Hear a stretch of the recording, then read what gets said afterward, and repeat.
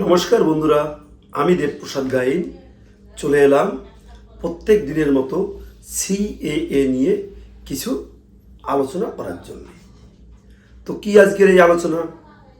আজকের আলোচনা দেখবেন, যেমন সূর্যর প্রখর রৌদ্র তাপে তার ভিতরেও দেখবেন ভোট ভিখারিরা ভোট চাওয়ার জন্যে হাত জোর করে আপনাদের কাছে গিয়ে বলছে, আমি এসে গেছি, আপনারা আমাকে ভোট দেবেন, আমি আপনাদের অমুক অমুক অমুক অমুক ড্যাশ ড্যাশ কমা ড্যাশ দাঁড়ি।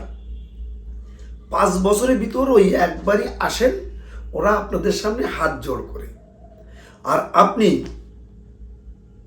ওই একদিন একটা ভোট দিয়ে মোটামুটি 4 বছর 364 দিন আপনি হাত জোড় করে তাদের কাছে গিয়ে বলেন, স্যার এটা একটু করে দিন, ছাড় ওটা একটা করে দিন, ছাড় এটা না হলে হবে না। এমনকি এরা ভোটে জেতার পর এদের টিটকি আপনারা দেখতে পান না। আপনারা এখন কি করছেন? সেই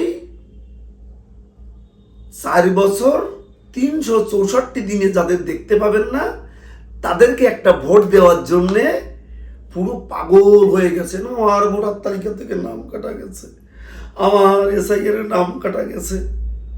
আপনাদের কত না নাকি কান্না শুরু হয়ে গেছে। আরে নাকি কান্না যদি কাঁদতে হয়, আপনারা একটু কান্নাকাটি করুন যে কিভাবে আমরা সিএর সার্টিফিকেট নিয়ে আমরা এই দেশের নাগরিক হব, সেটা নিয়ে কান্নাকাটি করুন। এখন আপনারা দেখতে পাচ্ছেন যে দেখবেন এই পথে ঘাটে প্রচারে বেরিয়েছে প্রার্থী, কেউ হয়তো রান্না করছে, টুক করে লাফ দিয়ে গিয়ে একটু খুঁতি নেড়ে দেখাই দিচ্ছে, আমিও তোমার একটু রান্না করে দিলাম। কেউ যদি একটু নাঙ্গল চষে গিয়ে নাঙ্গলের হাল ধরছে, আমি একটু চাষ করে দিলাম।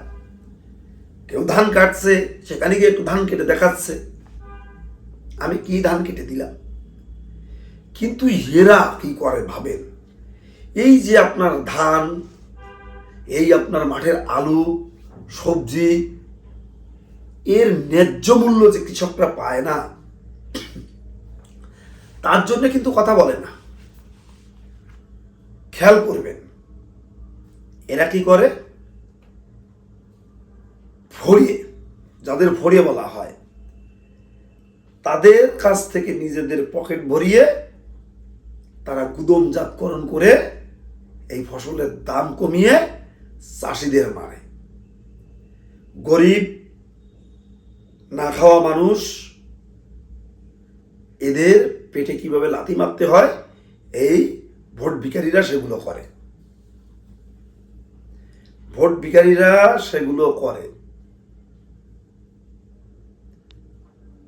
আমরা একসময় জঙ্গলমহল অঞ্চল দিয়ে কিছু পোস্টার দেখতে পেতাম, তাদের কিছু স্লোগানের ধাঁচ দেখতাম। ভোট ভোট খেলা খেলে লাভ হয়নি কোনো কালে, নাঙল জোগাল কাঁধে করো, ভোট বাক্সে লাথি মারো। যদিও গণতন্ত্রের পরিপন্থী নয় এই কথাটি, তবুও তার বাস্তবতা কতটা শক্ত, কতটা সত্যতা আমরা যারা না খাওয়া মানুষ, শ্রমজীবী, মুটে মজদুর, তারা আমরা জানি যে ভোট ভোট কে জিতলো, কে জিতে, কে পার্লামেন্টে গেল, কে এমপি হলো, কে মন্ত্রী হলো, এটা দেখে কিন্তু আমাদের কোনো কিছু যায় আসবে না। আমাদের পেট ভরানোর জন্য আমাদের প্রত্যেক দিন সকালে ঝুড়ি কোদাল কাঁধে নিয়ে যেতে হবে মাঠে, নাঙল জমাল গরু বাছুর নিয়ে যেতে হবে মাঠে, কিভাবে ফসল ফলাতে হবে, সেগুলো ফলানোর পরেও আমরা কিন্তু ন্যায্য ফসলের মূল্য পাই না। তা নিয়ে কোনো বাটপার কিন্তু সুর চড়াও করে না। ভোটের সময় হাত জোড় করে কেমন সে সুন্দর জড়সড় হয়ে আপনার প্রণাম করতে ওদের তখন পিছপা হয় না। যদিও ঘরের ভিতরে গিয়ে এটি একটু স্যানিটাইজিং দিয়ে ভালো ডেটল পেটল দিয়ে একটু হাত ওয়াশ টশ করে তারপরে ওরা করে, এগুলো কিন্তু আমার দেখা। তাই বলবো, আপনাদের ভোট এসআইআরে থাকলো কি গেল এটা নিয়ে এখন ভাবার সময় নয় বন্ধু। আমাদের ভাবতে হবে আমরা আগামী দিনে এই ভারতবর্ষে থাকতে পারবো কি পারবো না, আর থাকতে গেলে কিভাবে থাকতে হবে, এখানকার নাগরিক হিসাবেই আমাদের থাকতে হবে। সেই নাগরিক হিসাবে থাকতে গেলে আমাদের কি করতে হবে, আমাদের কিন্তু সিএ এর মাধ্যমে নাগরিকত্ব নেওয়া ছাড়া অন্য কোনো পথ পন্থা খোলা নেই। আপনারা যদি এখন ভোটার তালিকায় নাম কাটা গেছে, আপনারা আবার কোনো দালাল বাটপাত ধরে ভোটার তালিকায় নাম তুলবেন, আবার 10 বছর 5 বছর পরে যদি এসআইআর হয়, এসআইআর তো হবে, তখন কিন্তু আবার ভোটার তালিকা থেকে নাম কাটা যাবে। তাহলে আমরা কিন্তু এই কাজ করব না। এদেশের এই ভারতের মহান সরকার আমাদের উদ্বাস্তু হিন্দুদের জন্যে যে এক বৃহৎ পরিকল্পনা করে আমাদের মঙ্গল কামনায় একটি আইন লাগু করেছিল। আইনটি হচ্ছে সিএএ, অর্থাৎ সিটিজেনশিপ অ্যামেন্ডমেন্ট অ্যাক্ট।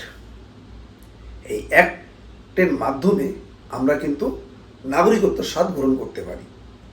দেখবেন কিছু বাটপার, দালাল, চিটার, বদমাইশ, তারা বলবে ও করে কি হবে, কলমি তুমি যে বাংলাদেশি সেটা ডিক্লেয়ার করে দিলে। আচ্ছা আপনি ভাবুন, আপনার ঠাকুরদাদা বা বাবা যখন পাকিস্তান পিরিয়ডে এখানে চলে এসেছিল, আসার পরে পাসপোর্টে তো তার লেখা আছে তার বার্থ প্লেস কোথায়, ইস্ট পাকিস্তান আছে না লেখা, অর্থাৎ পূর্ব পাকিস্তান লেখা আছে। তা আপনার বাপ ঠাকুরদাদার কি ঘাট ধরে কি বার করে দিয়েছিল নাকি? এখান থেকে পূর্ব পাকিস্তান তো আপনার বাপ ঠাকুরদাদাদের পাসপোর্টে লেখা ছিল। কোনো বাটপারের কথা আপনারা শুনবেন না। আমরা আপনাদের জন্য প্রত্যেকদিন চিল্লাই, শুধু সিএ সিএ সিএ করতে করতে 3 বছর প্রত্যেক দিন কিন্তু চিল্লাতে আমরা সত্যি বড় ক্লান্ত। তবে ক্লান্তির মধ্য দিয়ে আমরা একটু আনন্দ পাই যখন প্রত্যেক দিন 5 জন 10 জন 15 জন 20 জন মানুষ আমাদের ফোন করে বলে, দাদা তোমার ভিডিও শুনে, তোমার ভিডিওর কথা শুনে সাহস পেয়ে আমি আবেদন করেছিলাম কারো কথা না শুনে, আজকে আমি সার্টিফিকেট পেয়েছি, আজকে আমি খুব আনন্দিত, আপনার সঙ্গে দেখা করতে আসবো। অনেকে আপনারা মিষ্টি নিয়ে আসেন, আপনাদের ভালোবাসা ওটাই আমার মিষ্টি। আপনাদের দোকান থেকে মিষ্টি কিনে নিয়ে আসতে হবে না, আপনারা আসেন, কথা বলেন, এটাই আমার খুব ভালো লাগে। তাই বলবো, যে সমস্ত মানুষ এখনো সচেতনতা তাদের ভিতরে আসেনি তাদেরকে বলবো আপনারা একটু সচেতন হন। এই আইনটা কিন্তু কোনো পার্টি অফিস থেকে আসে না, আইনটা ভারতের সংবিধানের একেবারে লিপিবদ্ধ একটা আইন, যেটা সংসদে বিল এনে পাশ করে সারা দেশে লাগু হয়েছে। এই সিএ করতে গেলে কিন্তু আমাদের একটি সহজ পদ্ধতির মধ্য দিয়ে যেতে হয়, যেটা আপনি 2014 সালের 31শে ডিসেম্বরের ভিতর ঢুকেছেন, সেই কাগজটি আপনার লাগে। Aadhaar card, voter card, ration card, PAN card, ব্যাংকের বই, জমির দলিল, যে কোনো একটা, আর একটি ধর্মীয় সার্টিফিকেট কোনো মন্দির থেকে, আর 3টে কোর্ট নটারি। যদি নামের বানান ভুল থাকে, যদি আপনার ডেট অফ বার্থ ভুল থাকে, যদি আপনার মিডিল নাম থাকে, যদি আপনার নামের শেষে অন্য টাইটেল হয়ে যায়, তাহলে আপনি একটা ফার্স্ট ক্লাস করে নেবেন।